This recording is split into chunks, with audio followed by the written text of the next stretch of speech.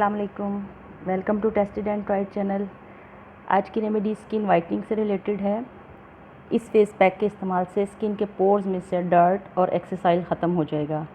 आपकी जिल्द तरोताज़ा, नरम और मुलायम होने के साथ साथ साफ़ और चमकदार हो जाएगी। अगर आपको मेरी आज की वीडियो पसंद आए तो मेरी वीडियो को लाइक करें, शेयर करें और टेस्टेड एंड ट्राइड चैनल को सब्सक्राइब करें और बेल आइकन को क्लिक करें। आज की रेमेडी में ये 3 इंग्रेडिएंट हैं जिनमें बेसन, आलू का जूस और बेकिंग सोडा शामिल हैं।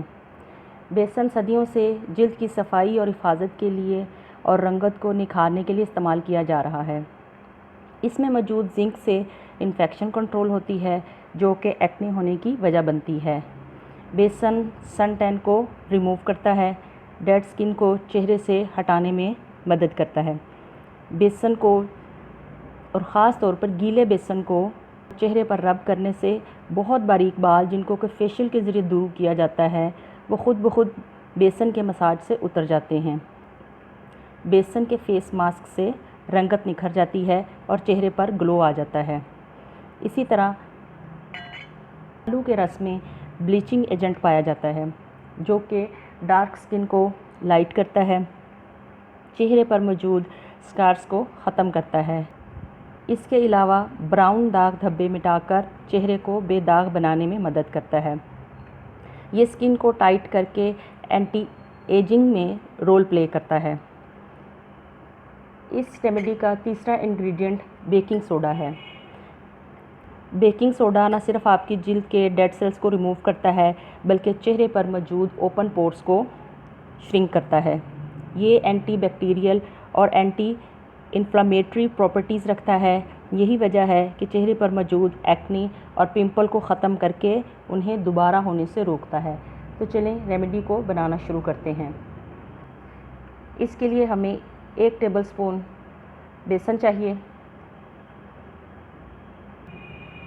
1 चुटकी के बराबर या इस तरह से 1/8 टीस्पून बेकिंग सोडा ये हम इसमें ऐड करेंगे और इसके साथ ज़रूरत के मुताबिक हम आलू का रस इस्तेमाल करेंगे। आलू का रस इतना डालेंगे कि जिससे ये एक सॉफ्ट सी पेस्ट बन जाए। इसको हम अपनी ज़रूरत के मुताबिक आलू के रस को डाल सकते हैं अगर और चाहिए होगा तो।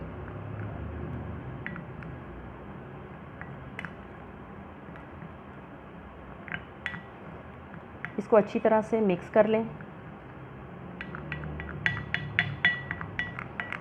ताकि इसके अंदर बेकिंग सोडा जो है वो अच्छी तरह से डिज़ोल्व हो जाए।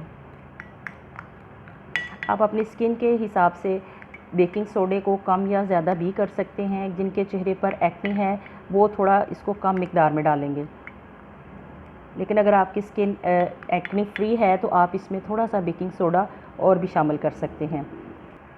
इसकी पेस्ट जब बन जाएगी तो हम इसको हाथ की मदद से या इस तरह से किसी ब्रश की मदद से अपनी स्किन पर अप्लाई कर लेंगे।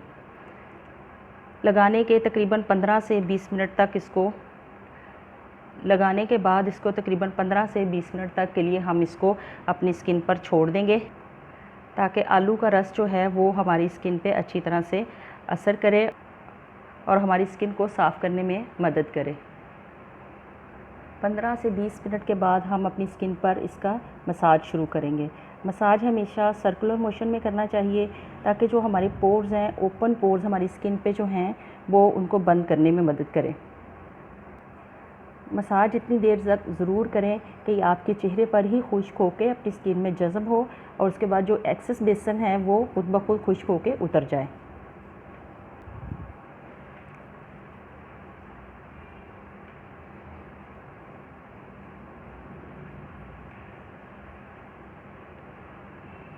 चेहरे पर अगर एक्ने है तो आप सॉफ्ट हैंड से मसाज करें, लेकिन अगर आपकी स्किन साफ़ है तो फिर आप इसको अच्छे तरीके से रब करके इसको अपनी स्किन पे उतारें।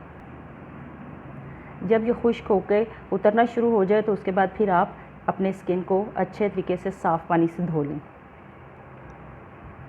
साफ़ पानी से मैंने अपनी स्किन को अच्छी तरह से धो लिया है।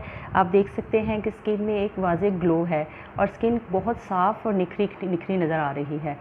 इसी तरह से आप इसको हफ्ते में कम से कम 3 दिन ज़रूर इस्तेमाल करें, तो आप देखेंगे कि आपको किसी ब्लीच की ज़रूरत नहीं पड़ेगी, किसी पार्लर नहीं जाना पड़ेगा, किसी फेशियल की ज़रूरत नहीं पड़ेगी और आप घर बैठे बहुत आसानी के साथ बहुत कम कीमत में अपनी स्किन को पार्लर जैसी केयर घर पे भी कर सकते हैं। आज की रेमेडी के लिए इतना ही। एक नई टेस्टेड एंड ट्राइड रेमेडी के आने तक के लिए अल्लाह हाफिज़।